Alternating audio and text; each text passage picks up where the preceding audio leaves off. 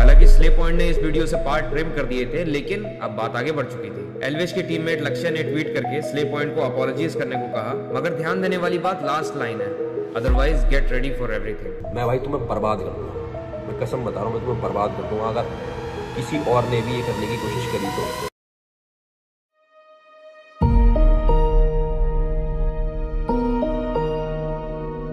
Social media एक time पे सिर्फ मस्ती और क्रिएटिविटी की जगह हुआ करती थी, लेकिन अब कुछ लोगों ने इस प्लेटफॉर्म को पूरी टॉक्सिसिटी से भर दिया है और एक बैटल फील्ड बना के रख दिया है, क्योंकि उन लोगों को पता है कि अगर हम लोग कंट्रोवर्सीज में नहीं रहेंगे, ट्रेंड में नहीं रहेंगे, तो हम लोग इररिलेवेंट हो जाएंगे। अब इसमें काफ़ी सारे नाम आते जाते रहते हैं, जैसे कि फ्लाइंग बीस्ट, मैक्स चन, दीपक कलाल, लेकिन जो नाम हमेशा कंट्रोवर्सीज में रहता है, यानी कि हर 2-3 महीने के अंदर, वो है एल्विश यादव।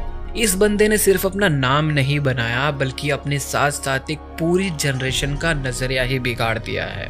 गौतमी कावले का जो भी वायरल कंट्रोवर्सी हुआ है, वो तो सिर्फ एक ट्रेलर है, क्योंकि आज जो मैं दिखाने वाला हूँ वो एक फुल फ्लैश्ड मूवी है। इतनी हिम्मत कहाँ से आ गई इन 2 बच्चों में कि उनको ये लग गया कि ओ ये तो कुछ कह नहीं रहा, चलो कर देते हैं। That is below the belt for me. अब एल्विश यादव का नाम आज हर एक इंडियन यूथ के जुबान पर है। 2016 में देसी ह्यूमर और रिलेटेबल कंटेंट के साथ उसने अपनी जर्नी को शुरू किया था। लोग हंसे, वीडियो शेयर किए और उसका नाम चारों तरफ धीरे धीरे फैलने लगा। वीडियो पसंद आई, लाइक, कमेंट, शेयर, सब्सक्राइब सब चीज कर देना। इंस्टाग्राम पे मेरे को फॉलो कर लेना, elvish_यादव यहीं कहीं आ गया होगा। लेकिन ये मस्ती मजाक वाला एल्विश यादव एक एरोगेंट और एक टॉक्सिक इन्फ्लुएंसर कैसे बन गया, ये कहानी और भी ज्यादा शॉकिंग है जितना आप सोच भी नहीं सकते।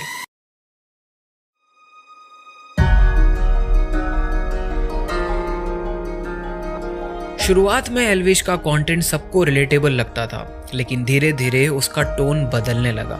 उसके रोस्ट वीडियोस एक लेवल के बाद हेट स्पीच बनने लगे और लोगों को समझ में आने लगा कि ये बंदा इंटरनेट के ऊपर बैठकर लिटरली हेट फैला रहा है।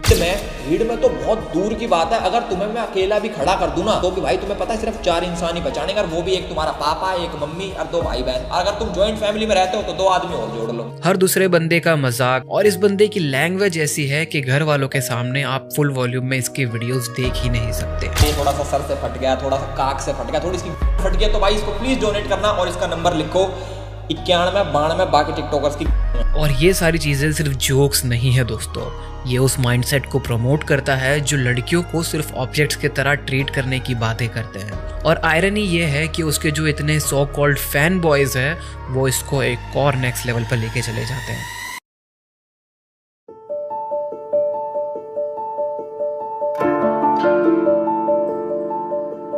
अब बात करते हैं हम उस इंसिडेंट की जिसने एल्विश के फैन बेस का एक असली रंग दिखाया है। स्ले पॉइंट की क्रिएटर गौतमी कावले की कुछ मॉब फोटोज या वीडियोस इंटरनेट पर आने लगे। ये फोटो किसी रैंडम ट्रोल ने नहीं बनाया था, बल्कि एक एल्विश यादव के खुद के फैंस ने बनाया था, सिर्फ इसीलिए क्योंकि गौतमी ने एक बार इनडायरेक्टली उसके कंटेंट के ऊपर कमेंट कर दिया।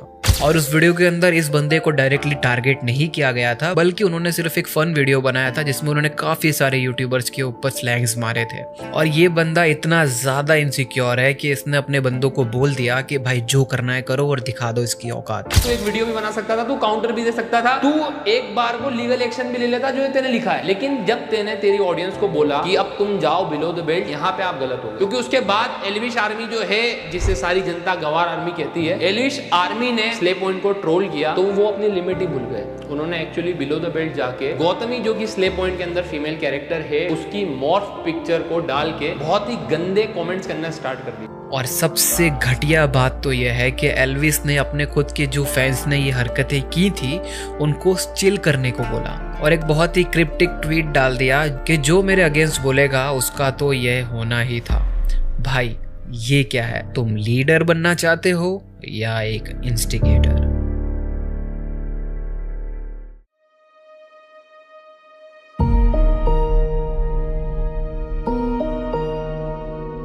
एल्विस के फैंस सिर्फ फॉलोअर्स नहीं हैं, एक डिजिटल गैंग बन चुके हैं। कंस्ट्रक्टिव क्रिटिसिज्म का जवाब ट्रोलिंग, थ्रेट्स और हैरेसमेंट से देते हैं।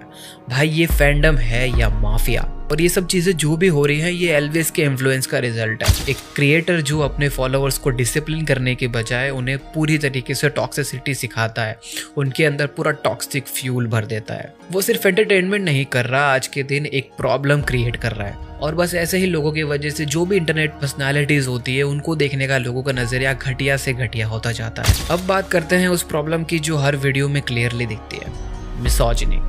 एल्विस का कंटेंट लड़कियों को डिग्रेड करने की एक टूल किट बन गया है। जोक्स में मसाला तो है लेकिन रिस्पेक्ट का कोई नामो निशान नहीं। और इस माइंडसेट के इफेक्ट्स सिर्फ ऑनलाइन नहीं रियल लाइफ में भी दिखते हैं। एल्विस के जो भी फैंस हैं उनका बिहेवियर आप लोगों ने देख लिया, वो पूरा के पूरा प्रूफ है। अगर वो लोग ऑनलाइन इस तरीके की हरकत कर सकते हैं तो ऑफलाइन तो वो कैसे ही इंसान होंगे। इंडियन यूथ का एक बड़ा हिस्सा आज सोशल मीडिया से इन्फ्लुएंस्ड है।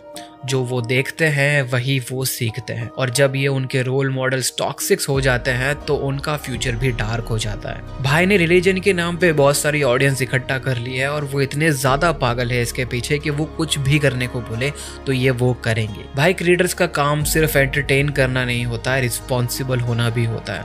अगर एल्विस जैसा बंदा अपने पावर का मिसयूज कर सकता है तो सोच समझ के सपोर्ट करना हमारी जिम्मेदारी होती है। और यही सब चीज़ों को सुधारने के लिए मेरे जैसे कुछ क्रिएटर्स बहुत ही ज़्यादा मेहनत करते हैं ताकि इन लोगों की सच्चाई आपके सामने आए और आपकी आंखें खुले। एल्विस यादव का केस एक एग्जाम्पल है कि कैसे एक क्रिएटर अपने सक्सेस को मिसयूज कर सकता है और एक पूरी जनरेशन का माइंडसेट ही बिगाड़ सकता है। पर ब्लेम सिर्फ उनका नहीं है, अस यानी कि ऑडियंस का भी है जो बिना सोचे समझे टॉक्सिक बिहेवियर को सपोर्ट करती है। अब आप लोगों में से कई लोग मुझे ऐसा पूछेंगे कि भाई तो फिर किस तरीके से क्रिएटर्स को सपोर्ट करना चाहिए, और आंसर बहुत ही सिंपल सा है। आप एक रिस्पॉन्सिबल व्यूअर बनोगे और चाहोगे कि वीडियोस रिपोर्ट की जाए और वीडियोस डिलीट की जाए ताकि उस बंदे को रियलाइज हो कि जो मैं चीज़ें बोल रहा हूँ वो इंटरनेट पे बोलने लायक नहीं है, या फिर एक टॉक्सिक फैंडम का पार्ट बनोगे।